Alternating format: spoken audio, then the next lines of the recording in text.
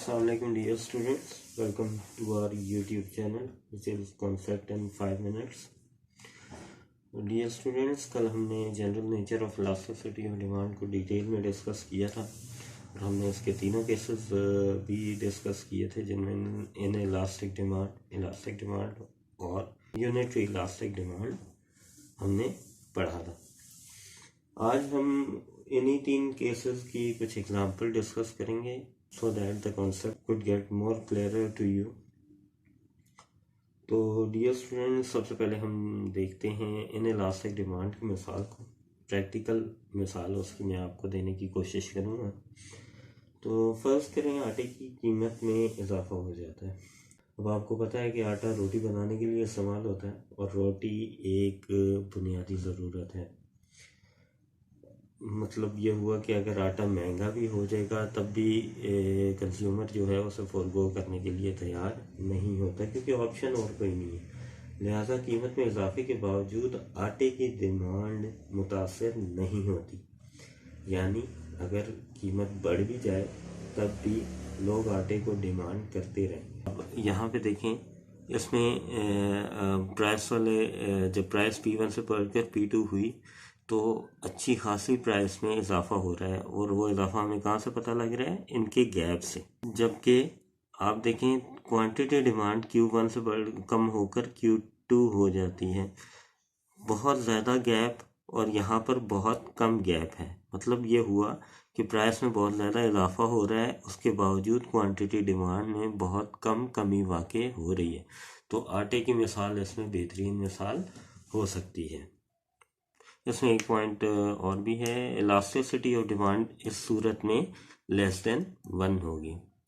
अच्छा स्टूडेंट्स, दूसरा केस हमारे पास है इलास्टिक डिमांड का केस है। इसमें हमने डिस्कस किया था कि प्राइस जब P1 से बढ़कर P2 होगी तो क्वांटिटी डिमांड Q1 से गिर के Q2 हो जाएगी। मतलब ये हुआ कि प्राइस ज़रा सी बढ़ रही है जबकि क्वांटिटी डिमांड में आप देखें तो गैप बहुत ज़्यादा आ रहा है। Q1 से Q2 तक क्वांटिटी डिमांड फॉल कर जाती है ज़रा सी प्राइस में इजाफे से। तो इसकी बेहतरीन मिसाल हम लग्जरी गुड्स की दे सकते हैं। लग्जरी जैसे सोफ़ा हो गया, बेड्स वगैरह हो गए।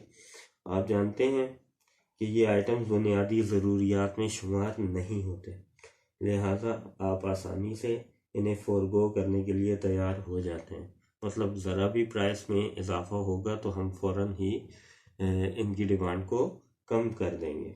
ठीक है, तो प्राइस में मामूली सा इजाफा भी इनकी क्वांटिटी डिमांड में अच्छा खासा असर डालता है। लिहाजा इनकी प्राइस में ज़रा सा भी इजाफा होगा तो इनकी क्वांटिटी डिमांड में अच्छी खासी कमी वाक़ई हो जाएगी।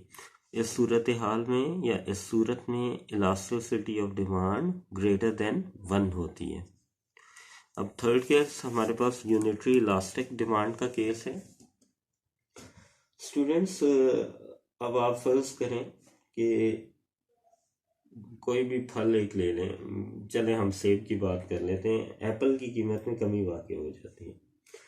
अब जैसे ही एप्पल की कीमत में कमी वाक़ई होगी तो उन लोगों की डिमांड बढ़ जाएगी जो एप्पल ख़रीदना चाहते हैं। ऐसा इस वजह से है कि कीमत में कमी होने से लोगों की अफोर्डेबिलिटी या गुंजाइश में इजाफा हो जाता है। लिहाजा जितनी कीमत में कमी होगी उतनी ही डिमांड में इजाफा भी होगा।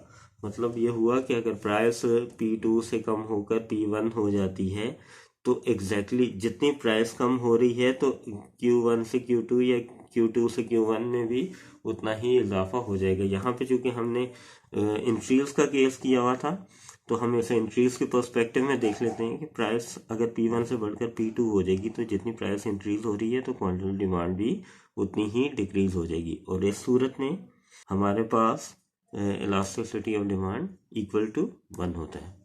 स्टूडेंट्स, अगर आपको ये लेक्चर अच्छा लगा हो या ये वीडियो पसंद आई हो तो please do like, share and comment और हमारे चैनल को ज़रूर सब्सक्राइब करें। खुदा ताला आपका हामी और नासिर हो। शुक्रिया।